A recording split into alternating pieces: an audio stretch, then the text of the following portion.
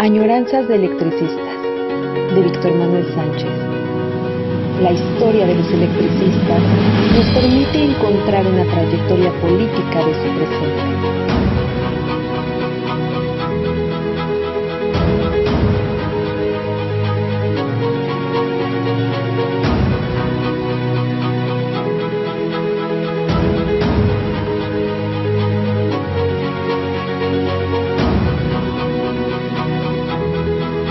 Comenzamos.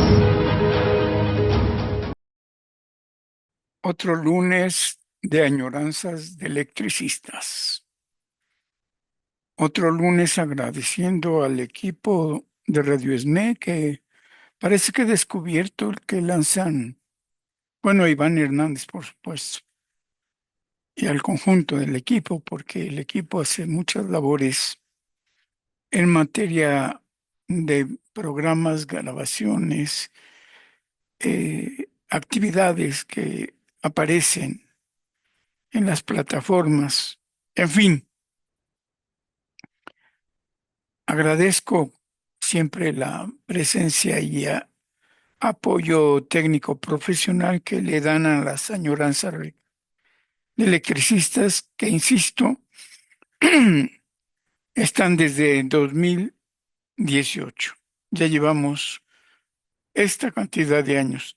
Espero alcanzar la meta del programa que ha durado 10 años en Radio ESME. Algunos, sin saber por qué, dejaron de elaborarse unos y otros, pues ha habido varios que eran interesantes y dejaron de producirse. Pero al que me refiero, la revolución de las canas duró 18 años, de manera constante, cada semana, cada semana. Y me gustaría alcanzar los 10 años. Se dice que los récords están siempre para alcanzarse. Y hemos aquí todos los lunes teniendo el programa de añoranza de electricistas. Si yo hubiera hecho caso, cuando me lo pidieron la primera vez, parte del equipo de Radio ESME me dijo que sí, que lo hiciera, que era interesante, que era importante. Y yo sentí que no tenía esa capacidad, que nunca había grabado, porque era en estudio. Cuando yo empecé, estábamos en el estudio de Radio ESME y realmente como un locutor, un personaje enfrente de una cámara de televisión, en mi vida me hubiera imaginado que podía hacerlo. Y lo estamos haciendo. Se me olvidó decir la vez pasada, y si no lo dije, o si lo dije, lo repito. El material periodístico que saqué la vez pasada me lo obsequió una compañera antigua socia comisionada, Judith Calderón Gómez. La conocí como socia comisionada. Lo que no recuerdo es para quién trabajaba. Era secretaria. Y curiosamente no recuerdo para quién trabajaba. Estaba estudiando periodismo. La conocí al mismo tiempo que una compañera actriz, ahora, que acaba de fallecer, Patricia Vázquez, de una familia cuyo jefe de familia, ella es hija de un Vázquez muy reconocido en los años 50.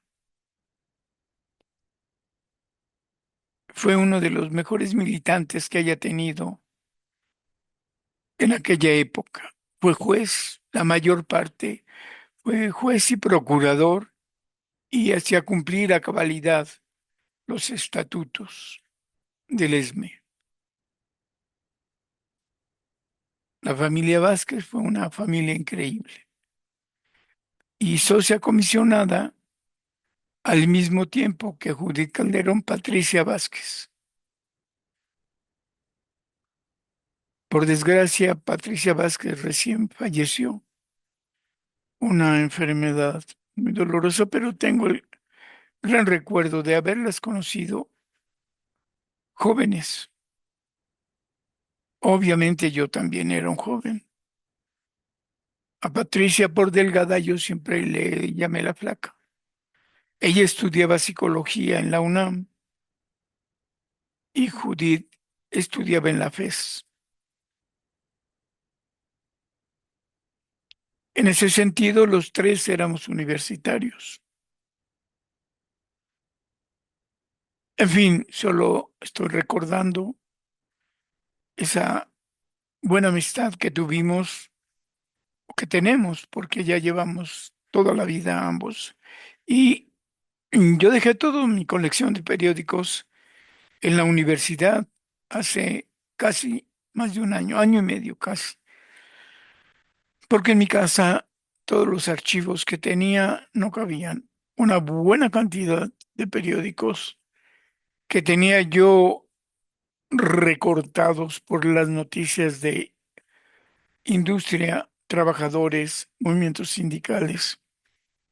Recortaba yo la noticia y originalmente las pegaba en una hoja de carta, papel bond, y los metía en un folder. Tenía muchos archivos. Llegó un momento que ya no cortaba o ya no pegaba en las hojas bond las noticias, las recortaba y las metía al folder. Tenía un archivero de oficina de 4 gavetas llenas de noticias. No me podía yo llevar eso a mi casa porque, en primer lugar, no había ningún sitio para ese archivero de oficina. Alto pues. Y las dejé todos los recortes. Los tenía justo para que yo escribiera sobre todas esas noticias que aparecían. En su primer momento yo leía 4 periódicos: La Jornada, El Economista y El Financiero. Y también leía yo Proceso y la revista Siempre. Una buena cantidad de información. Al paso de un tiempo, como no lograba yo trabajar, pensé que algún alumno o alumna podía decirles: hagan su trabajo cualquiera o bien hagan su tesis de ese material. No lo logré y bueno, avisé cuando me jubilaron que ahí se quedaba ese material y obviamente si nadie lo iba a utilizar, lo podían destruir. Bueno, gracias a Judith por darme esta pequeña colección de periódicos del 2009 y unos pocos del 2010. De ahí saqué las noticias que comentamos la semana pasada y que por otra parte a los compañeros con yo tengo en WhatsApp les envié una copia de 4 noticias. Me salieron 65 páginas. Y bueno, gracias a Radio ESME por el programa que se pone en las redes, en el ciberespacio, y gracias a Judith que me prestó el material. Punto y aparte, hoy vamos a tratar un tema muy complicado. Héctor Valerio fue un jubilado muy reconocido por todos el siglo pasado. No recuerdo cuándo falleció, pero merecía todos los honores. Como este jubilado, Héctor Valerio, había varios jubilados. Lo voy a decir así, adictos a la ley. O sea, cuando se quería dirimir algún asunto, recurría a la Ley Federal del Trabajo, al contrato colectivo y en especial al tema que vamos a tratar hoy, al Reglamento Interior de Trabajo. Yo le decía a Héctor Valerio, sobre todo con la Ley Federal del Trabajo, que la ley se usaba más que como norma, incluso la Constitución, más que como norma legal, como arma política. Y yo nunca lo puse convencer que el derecho en México se usa más que legalmente como norma a aplicar con perspectiva política. Y en ese sentido, quien aplica la Constitución y la Ley Federal del Trabajo son las autoridades. Y si hacen política, sobre todo las del siglo pasado, las autoridades del siglo pasado es solamente como arma política contra los trabajadores. Los ejemplos son muchos, muchísimos. Por ejemplo, el derecho de huelga, que está en la Constitución y está en la Ley Federal de Trabajo, se le negó a Demetrio Vallejo. Hizo una huelga en Ferrocarriles Nacionales de México y le aplicaron la ley en contra de la huelga. Ilegal. Hay una fotografía muy famosa cuando la huelga de 36 del ESME, en los patios de la Secretaría del Trabajo. Todo mundo, no solo los patios, en el local del ESME y en la calle, sobre todo en Colombia 9, gran cantidad de compañeros trabajadores esperando cómo se aplicaría el derecho de huelga. Es el único que reconozco, que recuerdo, que ahí el derecho de huelga se respetó. A los médicos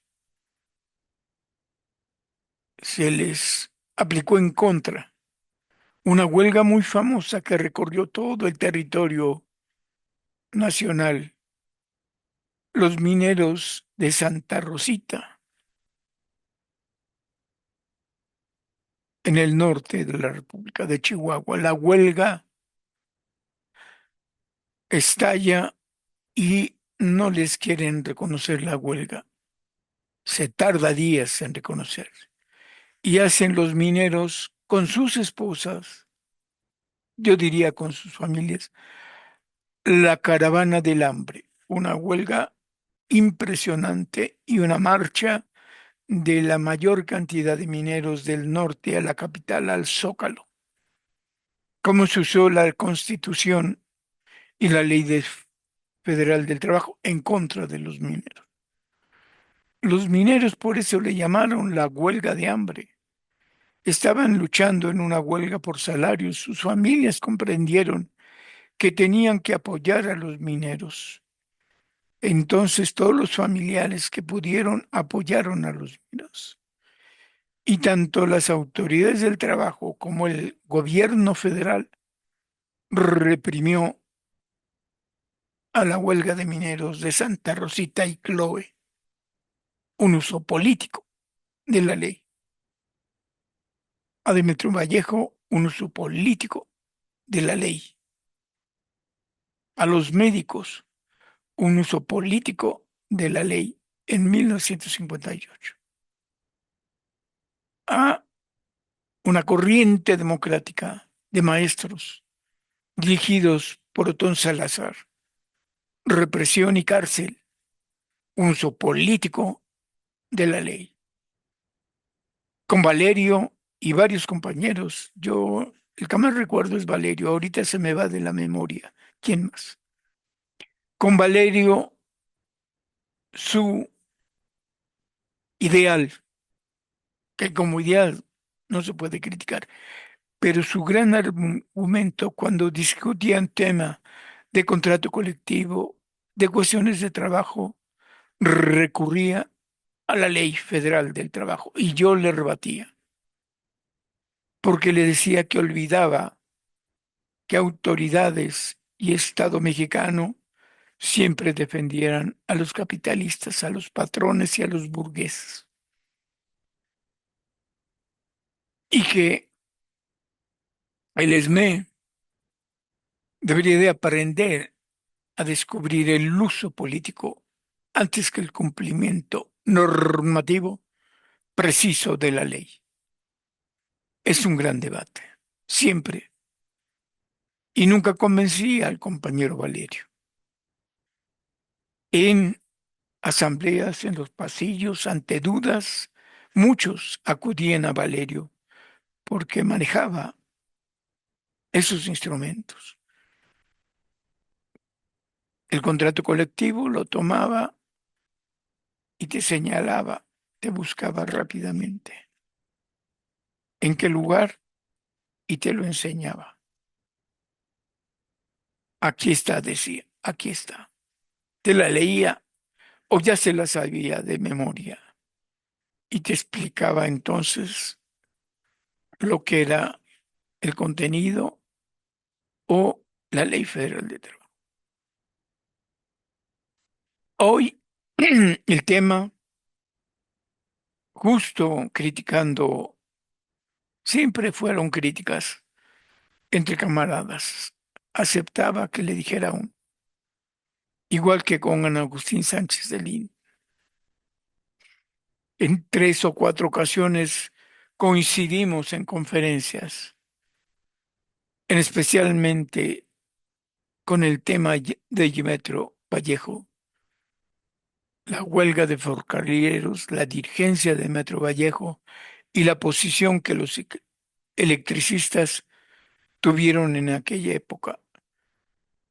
Los dos sindicatos democráticos existentes durante mucho tiempo y las dos dirigencias, Rafael Galván en aquella época y Agustín Sánchez de Lin.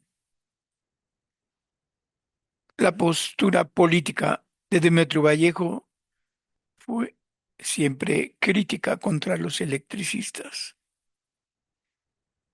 de la Confederación y del ESME, contra Galván y contra Sánchez de Lin. Les dijo que no procedieron políticamente para apoyar la huelga de ferrocarrileros coordinados por Demetrio Vallejo.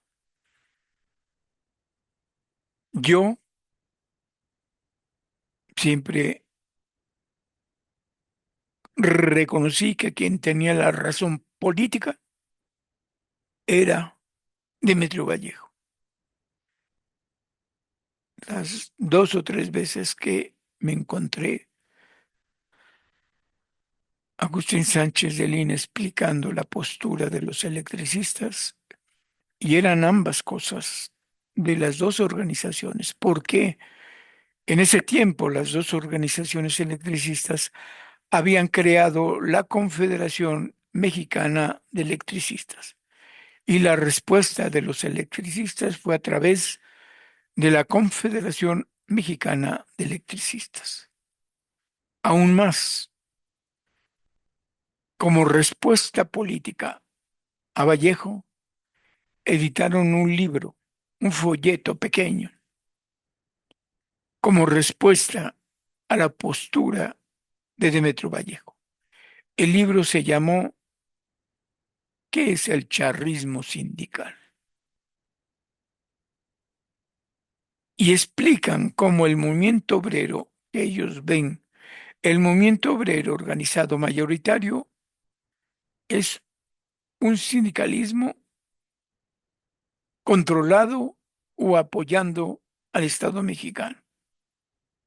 Y que la dinámica sindical que se llamó en aquel tiempo charrismo sindical controlaba a los mayoría de los sindicatos del país, como la CTM. Y con ese argumento, no por charrismo, por cierto, sino una falta de comprensión de clase de la huelga y del gobierno de ese tiempo de López Mateos, criticaron a Vallejo, que no había comprendido que no existían las condiciones políticas, ideológicas para realizar una huelga. En fin, otro día les vuelvo a hablar de ese pequeño folleto, libro, el charrismo sindical, que es el charrismo sindical. Pero la respuesta política de la Confederación Mexicana de Electricistas a Demetrio Vallejo, de las dos grandes direcciones de electricistas democráticas, Rafael Galván y Agustín Sánchez de Lin, en 1958. Es lo que estoy argumentando.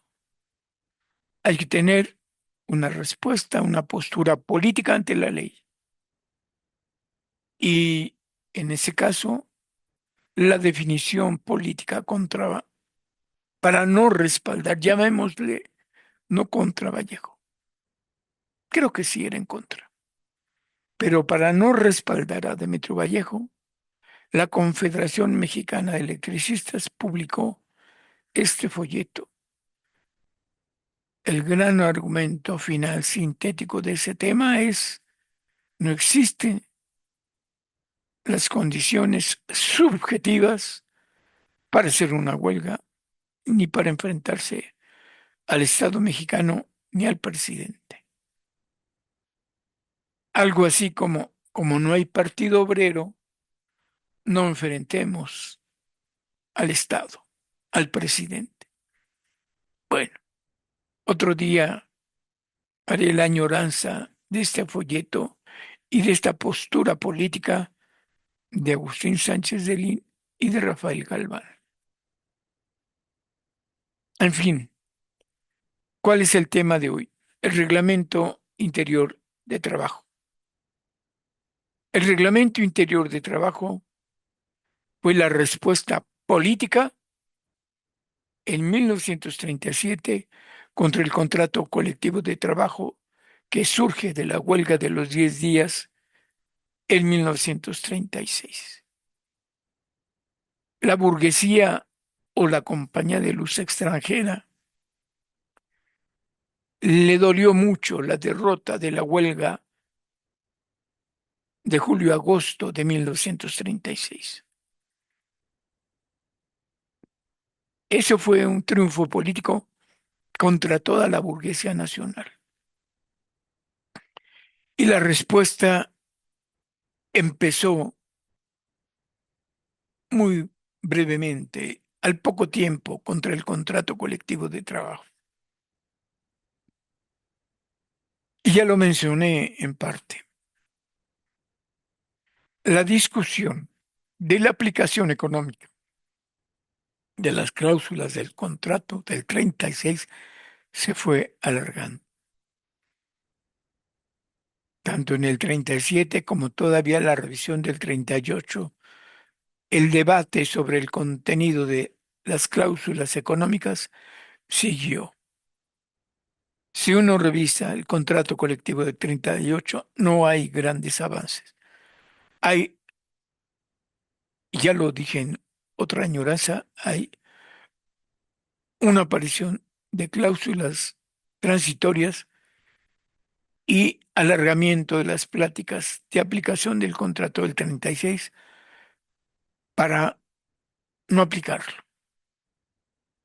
La cantidad que iba a costar cada cláusula y la necesidad de ponerse de acuerdo, porque tenía que ser un acuerdo entre las partes. No hubo posibilidad. Para seguir alargando o para oponerse al contrato colectivo de 1936 surgió en 1937 el reglamento interior de trabajo. Fue la arma legal y política para impedir, para contener la aplicación del contrato colectivo de trabajo. Y por eso me acordé de Valerio. Héctor Valerio González defendía a rajatabla el reglamento interior de trabajo. Yo les decía, no, hay que desechar el reglamento interior de trabajo y apuntalar el contrato colectivo de trabajo. Nunca pude, nunca pude yo lograr que los compañeros de este equipo militantes que rodeaban o que eran amigos de Héctor Valerio comprendieran el valor político de contención del contrato del 36 y en consecuencia de todo el contenido del contrato colectivo. Ejemplo, este contrato colectivo, voy a leer, como se diría, una cláusula que habla del reglamento interior de trabajo, pero es interesante lo que marca al final. Y por supuesto, hay una transitoria que, como he dicho, las transitorias no sirven más que para crear comisiones y alargar eternamente su aplicación. En el gobierno federal, sobre todo del PRI y del PAN, cuando no se quería resolver algo, se creaba una comisión.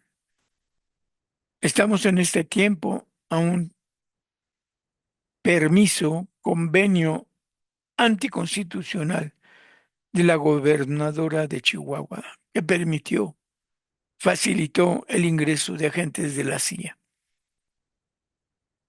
No se ha presentado y no ha declarado nada, pero ya hizo oficial que creó una comisión para estudiar el asunto y nombró a una fiscal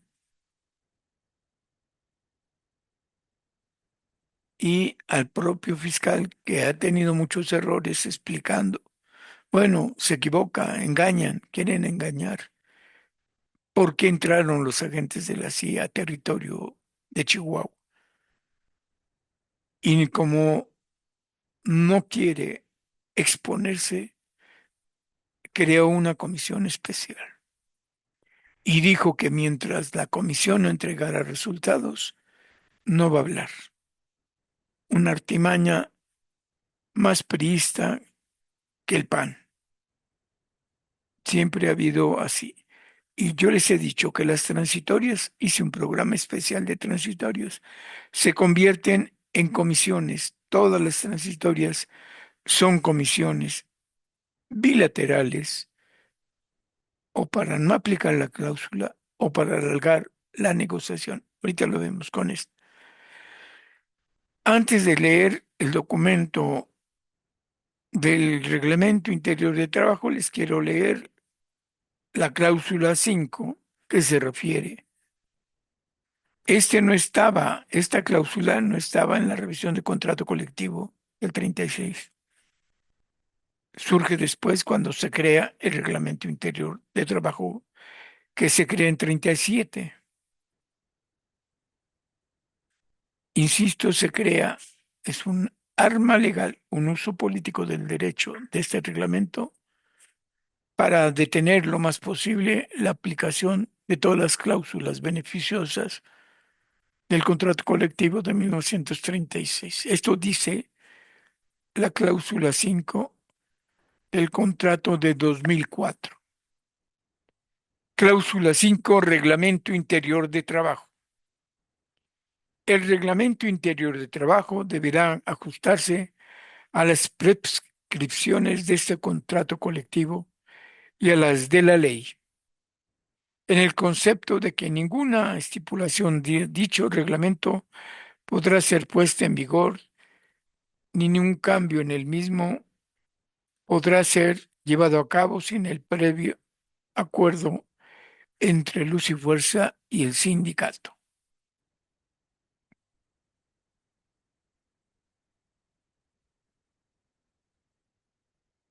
Hay una transitoria en medio de la cláusula, porque hay un párrafo final, pero entre el primer párrafo y el último de esta cláusula 5, Reglamento Interior de Trabajo, hay una transitoria. Firmado este contrato, las partes procederán a revisar el reglamento anterior de trabajo. Si dentro de un plazo de 30 días contados a partir de la fecha de que firmado este contrato, la parte interesada remita a la otra el proyecto de revisión, no llegar en las partes a un acuerdo sobre el citado reglamento, ni convinieron en prorrogar las discusiones acerca del mismo, someterán sus proposiciones y puntos de vista a la revisión de la Junta Federal de Conciliación y Arbitraje, y una vez que éstas aprueben el reglamento, este se pondrá en vigor y será obligatorio a las partes. Primero convoca a las partes a negociar el reglamento, pero si acaso se va a mandar a conciliación y arbitraje para que l- esta autoridad del trabajo, que está en el artículo 123 y en la Ley Federal de Trabajo, emitan un arbitraje. Es decir, casi siempre los arbitrajes son en contra de los trabajadores. Y aquí queda. Pero vean el final, o sea, transitorio, una comisión para que discutan. Aunque dice que en 30 días, si en 30 días esa comisión no obtiene resultados entre las partes, es que las dos partes estén de acuerdo, que si no pasa eso y la empresa puede decir no estoy de acuerdo, se manda a arbitraje y la autoridad decide. Están previendo que no haya acuerdo entre las partes, que el sindicato, los representantes estén en contra. La última parte de la cláusula 5. Mientras quedan convenidas o aprobadas en su caso por la Junta, sus modificaciones seguirá aplicándose en todo aquello que no se oponga a las estipulaciones del presente contrato. Fíjense, el reglamento de fecha 1 de febrero de 1937. Esta cláusula está redactada para que siga vigente el reglamento interior de febrero de 1937. Este contrato es 2004. Desde el 37 surge este reglamento. Todo el tiempo ha estado en vigor el reglamento interior de trabajo del 37 que se hizo para impedir, para prorrogar, para entrar a negociar el contrato más famoso del ESME de 1936. Veamos ahora un poco el contenido del contrato colectivo de trabajo. Pero ya aquí, en este contrato, está definitivamente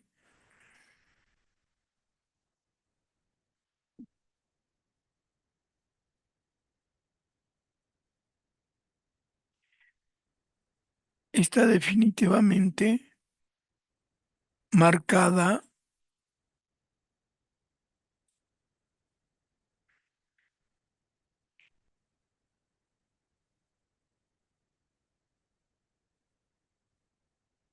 Déjenme ver, no lo encuentro. Permítanme porque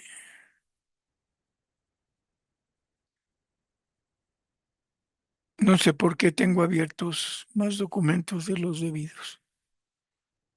Ah, ya sé cuál es. Espérenme.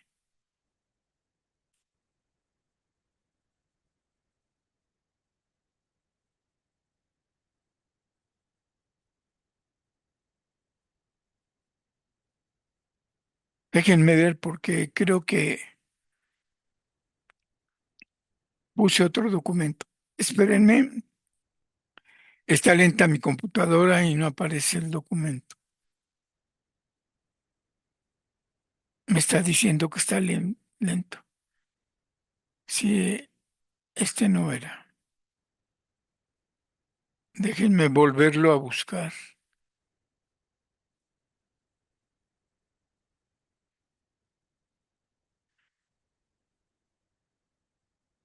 Tampoco es este, perdónenme. Ah, no, a ver, déjenme ver.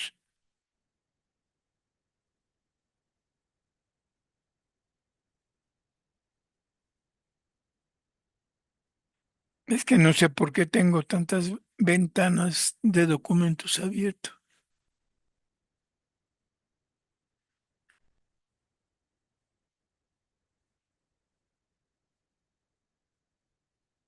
Y ahora sí, ya lo descubrí. Vamos a empezar también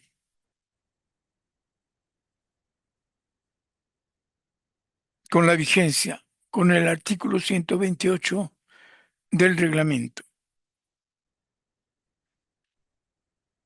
que dice así.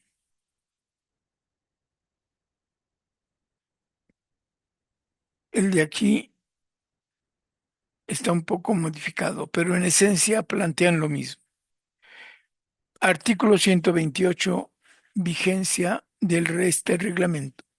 El presente reglamento deja sin efecto los reglamentos anteriores, entrando en vigor el día 1 de febrero de 1937 y conservará su vigencia hasta el día 30 de abril de 1938.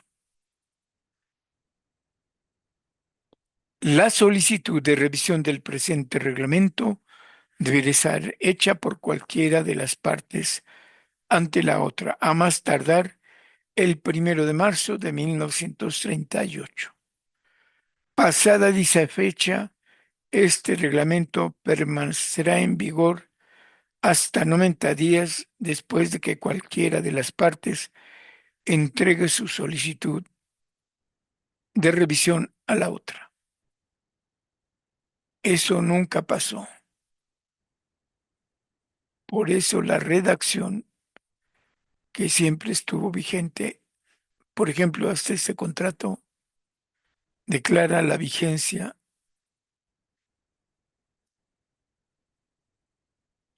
permítanme,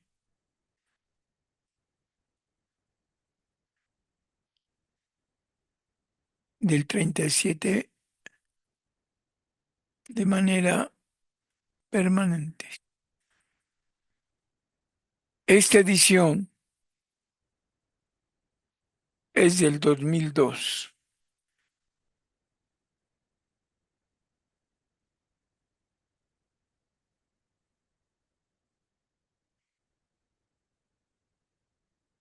En realidad,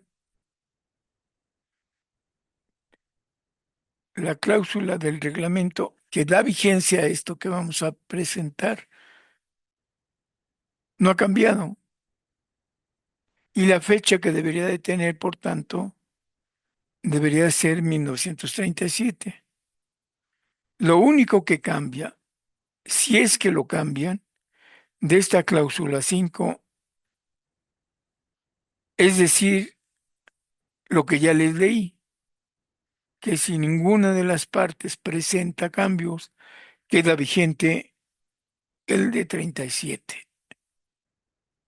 Y este reglamento que tienen a la vista dice 2002 y cambia la vigencia de este, pero la esencia sigue siendo la misma.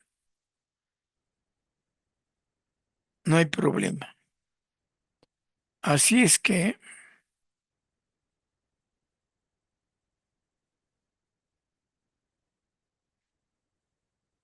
es interesante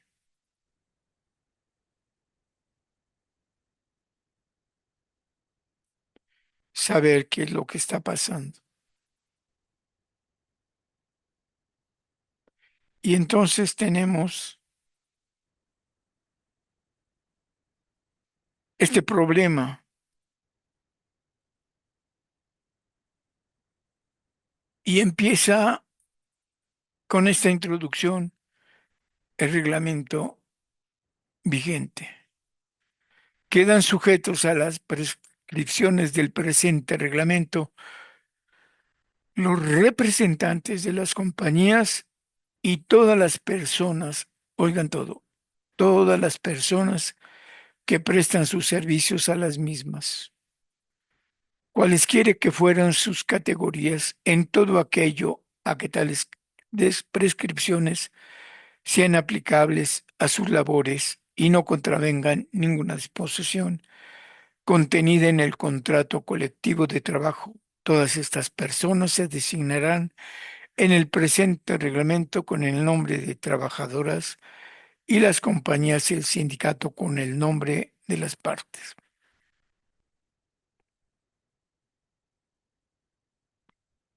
Con el segundo renglón de la frase de este párrafo se rompen todos los escalafones,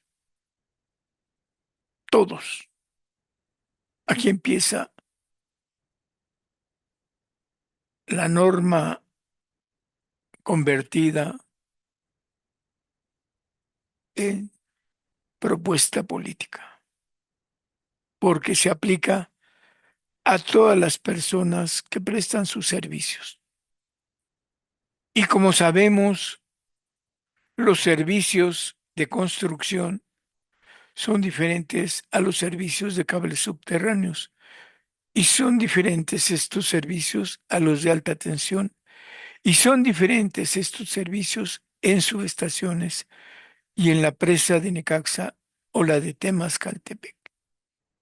Mal empieza este reglamento porque no van a conceder diferencias en el tipo de personal que trabaja realizando sus servicios, porque dice a todas las personas que presten sus servicios a las compañías, cualesquiera que fueran sus categorías, o sea, todas, no importa su categoría de trabajo, si son de oficina, si son choferes, si son lo que sean, incluso si son de confianza. Es decir, este primer párrafo ya rompe el contrato colectivo de trabajo. No va a importar ni escalafón, ni antigüedad, ni materia de trabajo.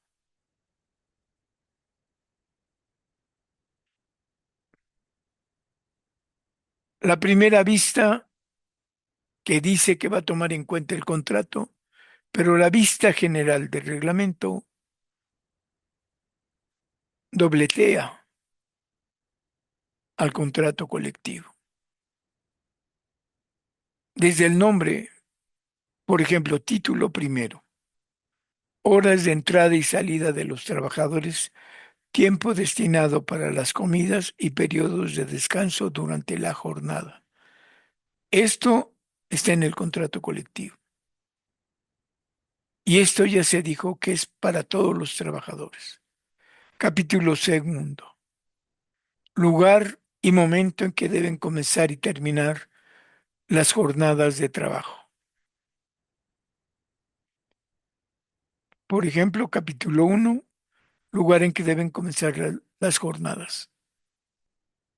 Y entonces, ¿de qué sirve la jornada de trabajo acá? Si predomina el reglamento interior de trabajo.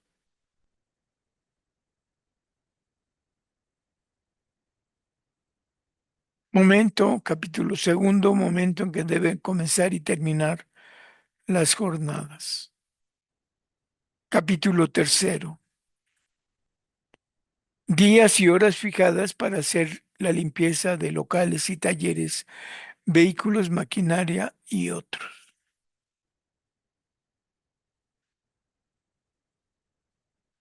Título 4. Indicaciones para evitar que se realicen en riesgos profesionales e instrucciones para prestar los primeros auxilios en los casos de accidente.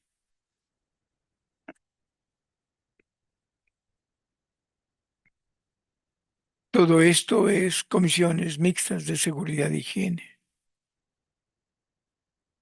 Y si está reglamentado acá,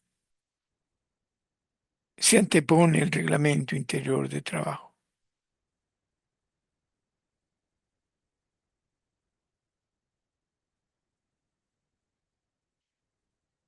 Permítanme ya.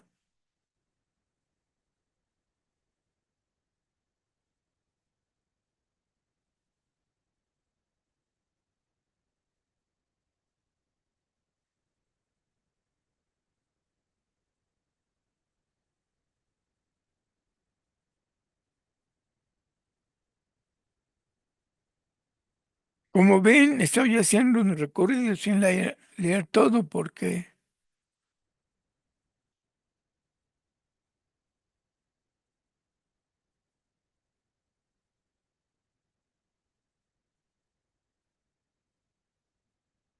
miren, por ejemplo, artículo 121, actos de violencia, desobediencia, perjuicios materiales y trabajo defectuoso. 122, delitos y otros actos inmorales. 123, faltas de probidad. 124, faltas diversas. Uno de los capítulos más grandes para castigar o quizá suspender y despedir a los trabajadores. Está más detallado el reglamento que el contrato.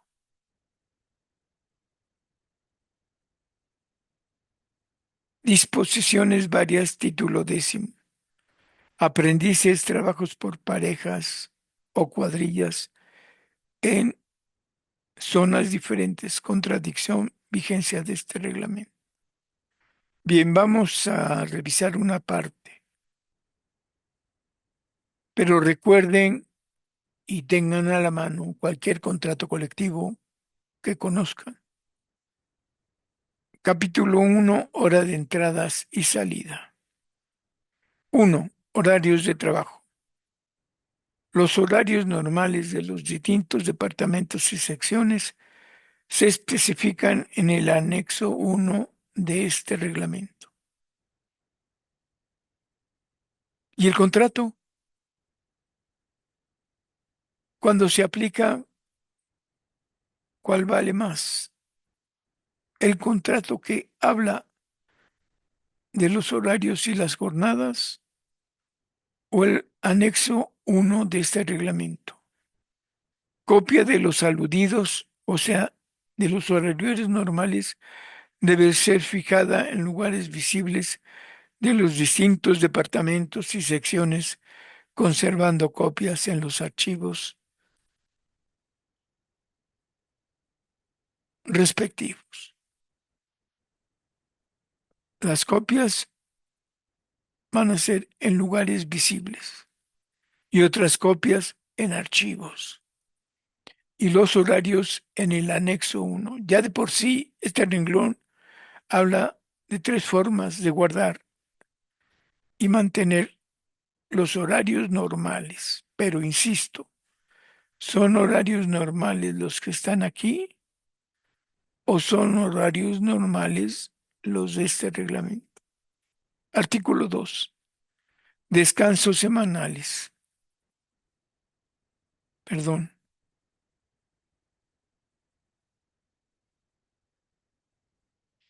Ay, no le puede uno mover tantito porque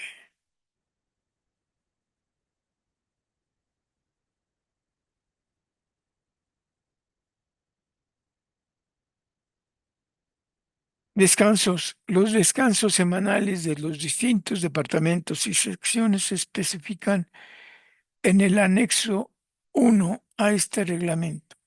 O sea, los horarios están en el reglamento 1 y los descansos están en el reglamento 1. ¿Cuántas páginas tiene el reglamento? Y no se habla de categorías.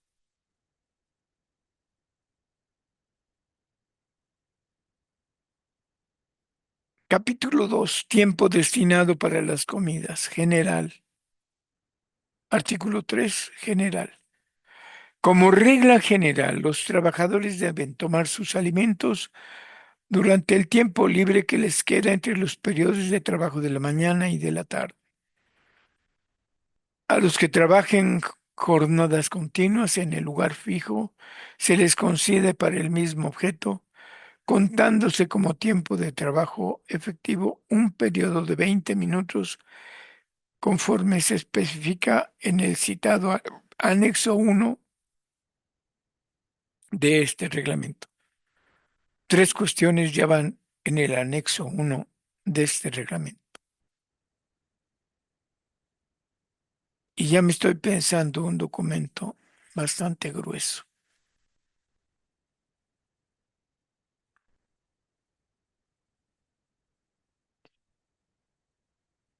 El general dice, este artículo general, el tiempo libre entre la mañana y la tarde.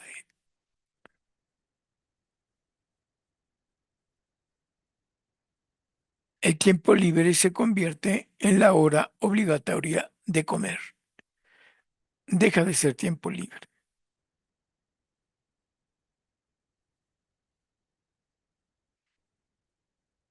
Y quienes tienen jornada continua, 20 minutos. 20 minutos. Desde el 36, perdón, desde el 37. 20 minutos. Y ocupa tu tiempo libre para comer, que en ese sentido, insisto, deja de ser tiempo libre. Y aunque muchos trabajadores se dediquen y vayan a sus casas o lleven su itacate y coman, es la decisión de ellos.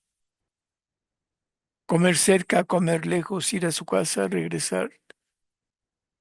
Bueno, artículo 4. Trabajadores de la clase A.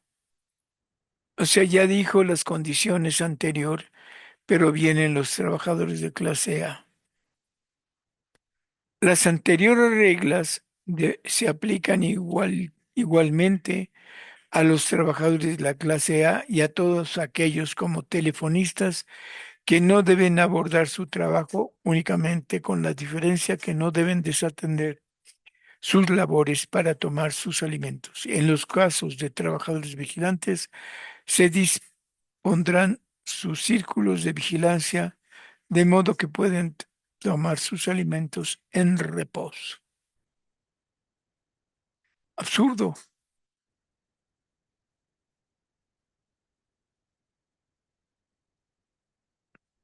Los que no deben de comer sin abandonar su trabajo. No deben desatender su trabajo para tomar sus alimentos. Y los vigilantes, mientras reposan, o sea, van a estar reposando al lado de lo que vigilan y ahí van a comer. Ni siquiera hubo un debate en algún año después del 37 de corregir esta corrección. Y de todos modos, la clase A ya está contenida en la regla, en el artículo tercero que está arriba de este.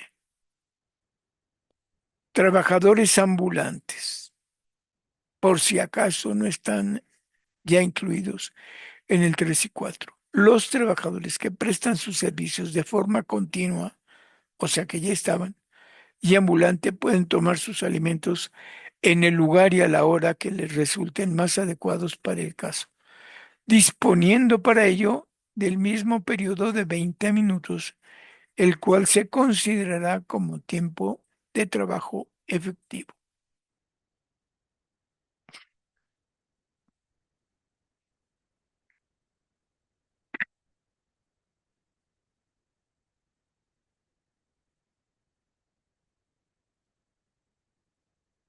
En fin,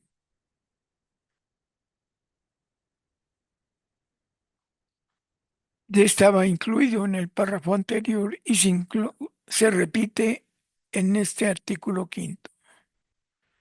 Por si las dudas, casos extraordinarios. En casos de siniestro o riesgo inminente, el tiempo destinado para las comidas se fijará por los superiores de acuerdo con las circunstancias. En caso de revisiones o labores extraordinarias urgentes, en que el trabajador tenga que continuar laborando más allá de su jornada laboral, los superiores procederán como sigue. Cuando los trabajadores laboren en jornadas continuas, el tiempo destinado para tomar sus alimentos deberá quedar dentro de un periodo no menor de 4 horas ni mayor de 6, contado a partir de la hora en que tomen sus alimentos.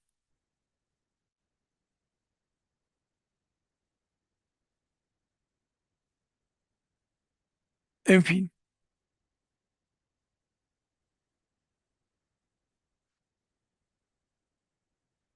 último renglón. En los casos de jornadas fraccionadas, el periodo anterior citado se contará a partir del principio de tiempo extraordinario.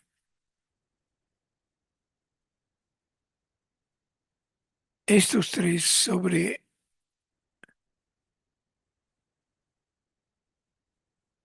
el tiempo destinado para las comidas marca el contrato colectivo de trabajo y en realidad controla el contrato colectivo de trabajo. Capítulo 3. Se sigue haciendo un uso político. Es un uso político del reglamento de trabajo para evitar su aplicación. Es claro. Capítulo 3. Periodo de descanso durante las jornadas.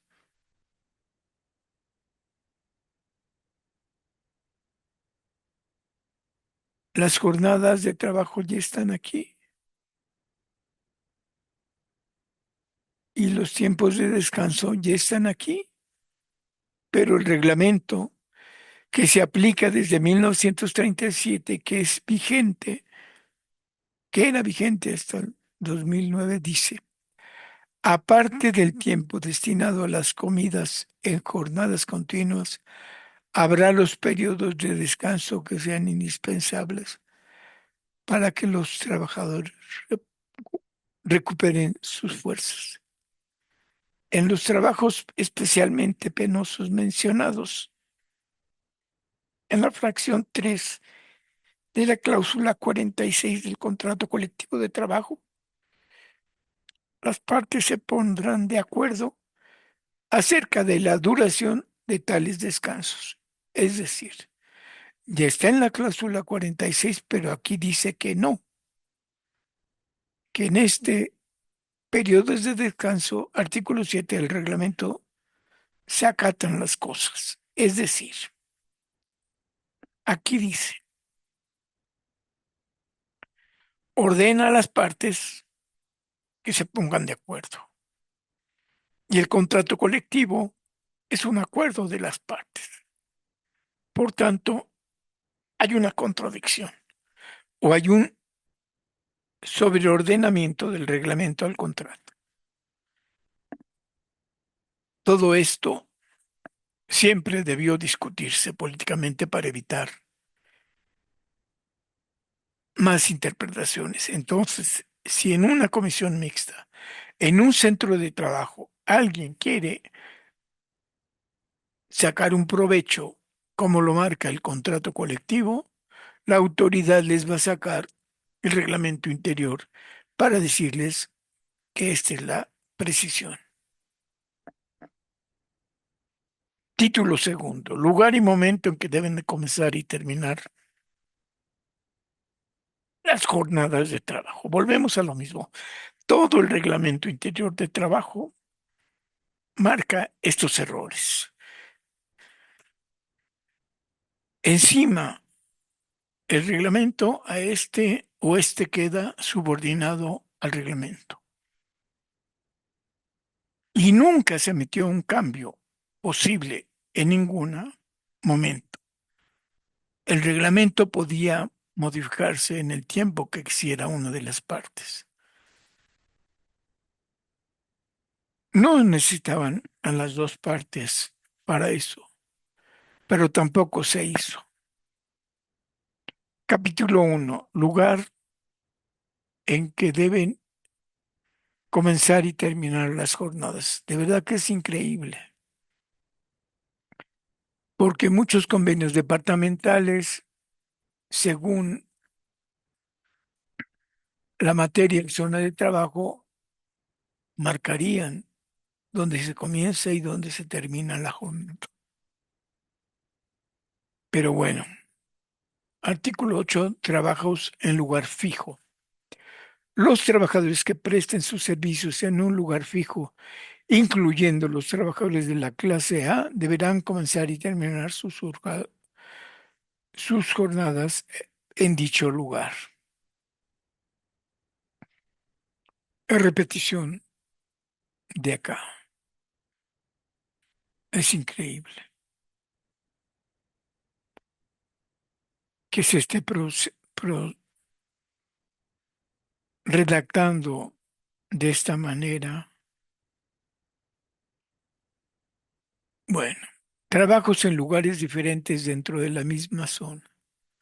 Los trabajadores que accidentalmente, fíjense, accidentalmente sean enviados al trabajar dentro de la misma zona de las que establece el artículo 15 del contrato colectivo de trabajo, a lugares diferentes de aquel en que usualmente presten sus servicios, principian y terminan su jornada en este último lugar, contándose como tiempo de trabajo efectivo el que empleen en ir del mismo sitio en que se ejecute el trabajo y el correspondiente en regreso.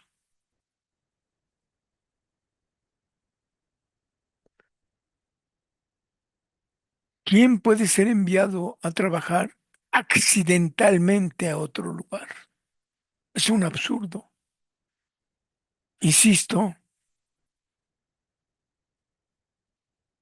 entorpecer la interpretación del reglamento al contrato colectivo.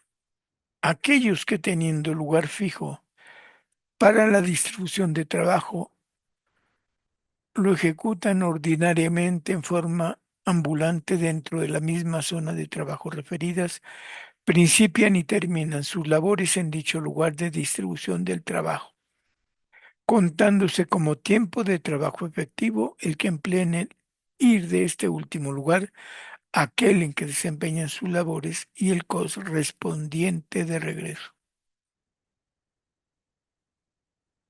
Supletorio, encimado, como le quieren llamar, todos los contenidos que hemos leído en principio están en contradicción porque indican lo mismo pero diferente para interpretar y discutir y evitar que se aplique el contrato colectivo.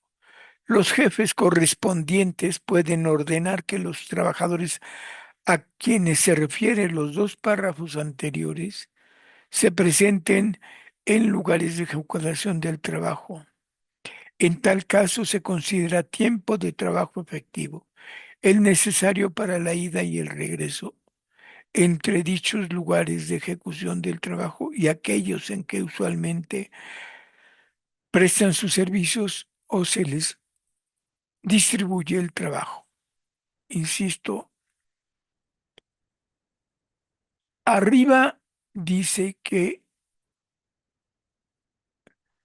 los trabajadores accidentalmente serán enviados a trabajar.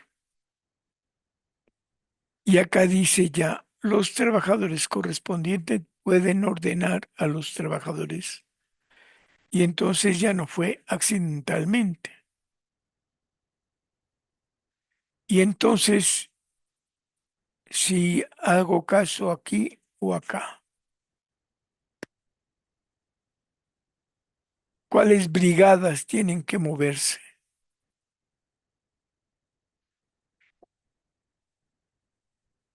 En fin,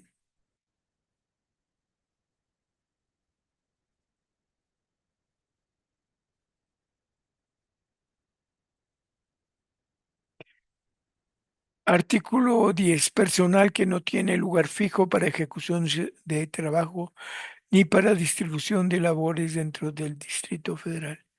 El personal del Departamento Mecánico y Centrales Térmicas o de las secciones mantenimiento de subestaciones u obras civiles y misceláneas que no tengan lugar fijo en la misma zona, Distrito Federal para la ejecución del trabajo ni para distribución del mismo, recibirá sus órdenes dentro de las horas de trabajo, en los lugares donde lo ejecuten y empiezan y terminan sus jornadas en ese mismo lugar, reduciéndose de las mismas el tiempo total necesario para los traslados de acuerdos con una tabla. Se las voy a mostrar, pero ya no nos va a dar tiempo de analizar. Pero arriba ya hay una contradicción. Hay gente que trabaja accidentalmente o hay gente que le ordenen que trabaje en otro lado. Y aquí ya hay categorías diferentes. Y primero nos dijeron que no importaban las categorías. Aquí ya hay mecánicos y centrales térmicas. Hay mantenimiento de subestaciones, hay obras civiles y miscelánea. Entonces, el propio reglamento se contradice, pero sigue subsistiendo que se enciman los contenidos del reglamento. Y lo que vamos a ver ahora es que aquí sí van a citar las categorías y las horas que se va a trabajar y el reconocimiento tomando en cuenta la reducción del jornada de trabajo.